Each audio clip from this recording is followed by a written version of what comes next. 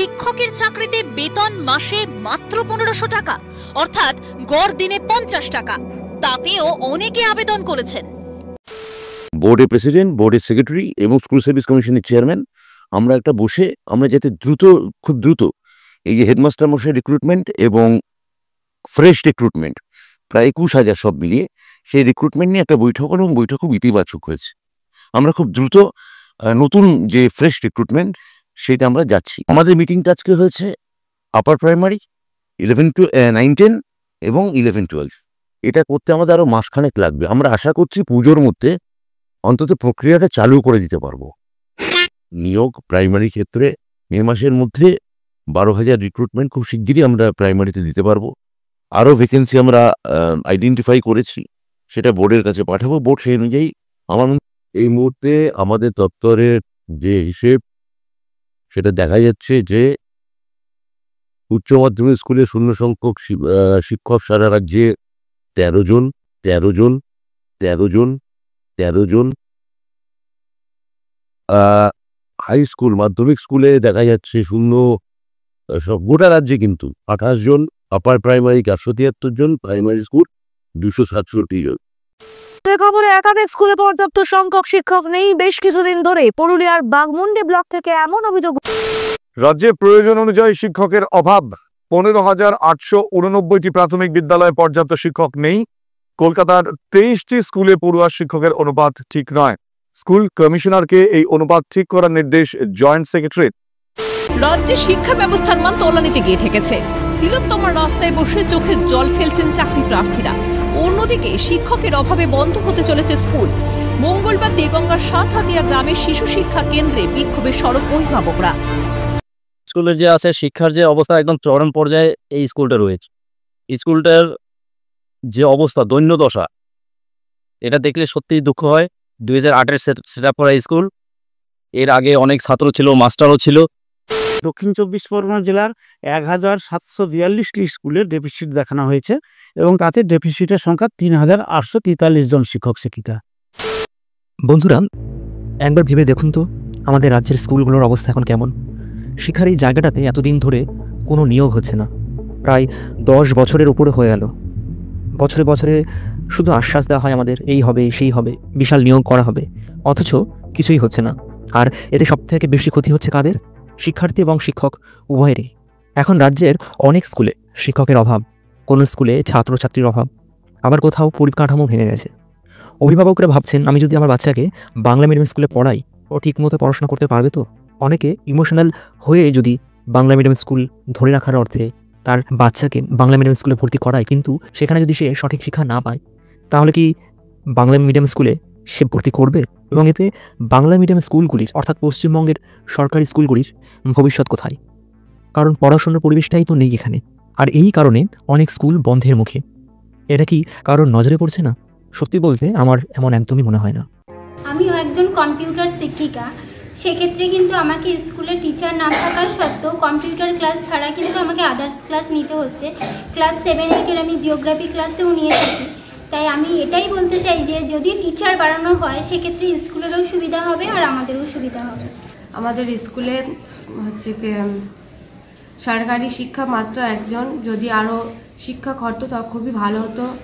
আশেপাশে দাদারা রয়েছে হচ্ছে কি ওনারা পড়াশোনা করায়, যদি আরও সরকারি শিক্ষক থাকতো অনেক সুবিধা হতো। শিক্ষক না থাকলে যেরকম পরিস্থিতির মাধ্যমে স্কুল চলে সেই রকমই চলছে আর কি।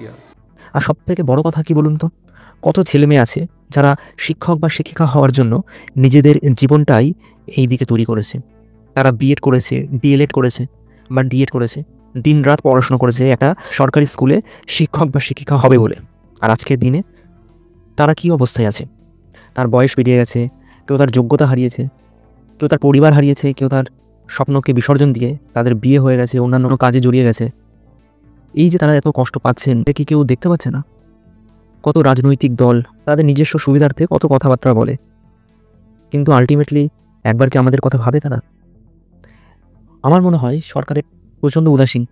এই আমাদের ভবিষ্যৎ, আমাদের মা বাবারা আমাদেরকে পড়াশোনা করায়, তাদের স্বপ্ন আমাদের নিজেদেরও স্বপ্ন তৈরি হয়, কিন্তু তার চাবিকাঠি থাকে সরকারের হাতে। এটা কি শুধু আমাদেরই দোষ? এত বছর নিয়োগ হলো না, সেই দায়ভারটা এখন আমাদেরকেই বহন করতে হচ্ছে। টিচার আমরা 2 জন আছি এখন, ইনফ্রাস্ট্রাকচার আছে, অ্যামিনিটিস সব রকম আছে একটা স্কুলে, যা যা বাচ্চাদের স্কুলে থাকার কথা।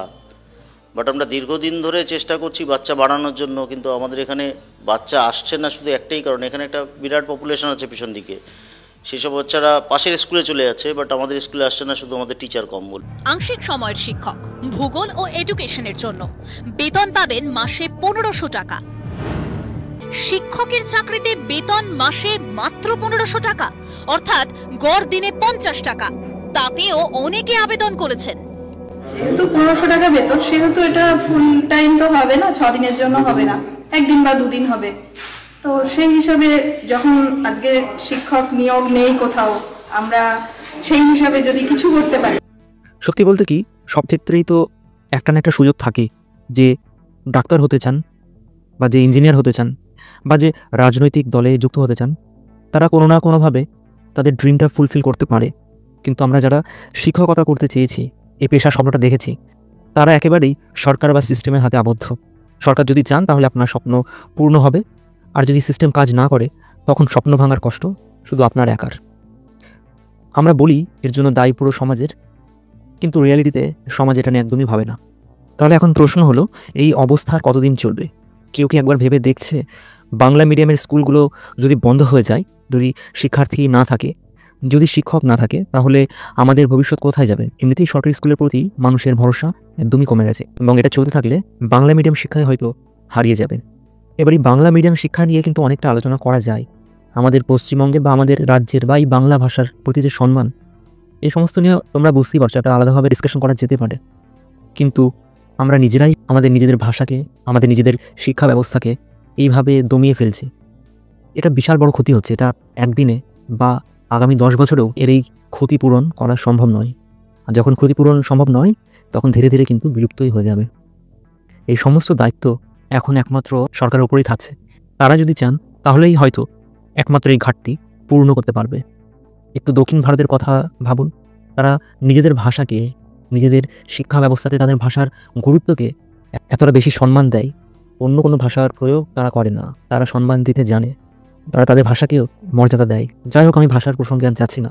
আমাদের কথা শিক্ষক শিক্ষিকা নিয়োগ সংক্রান্ত এবং শিক্ষা ব্যবস্থা ভেঙে পড়া সংক্রান্ত বিষয়ে।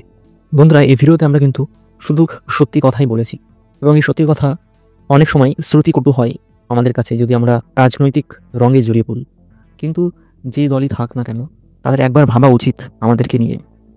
এটা আমাদের সবার দায়িত্ব এই বিষয়টি নিয়ে কথা বলা, আলোচনা করা। শিক্ষা মানেই ভবিষ্যৎ, আর ভবিষ্যৎ যদি ভেঙে পড়ে তাহলে সেটা শুধুমাত্র একটা প্রজন্ম নয়, আমাদের সমাজের জন্য কিন্তু বিশাল বিপজ্জনক।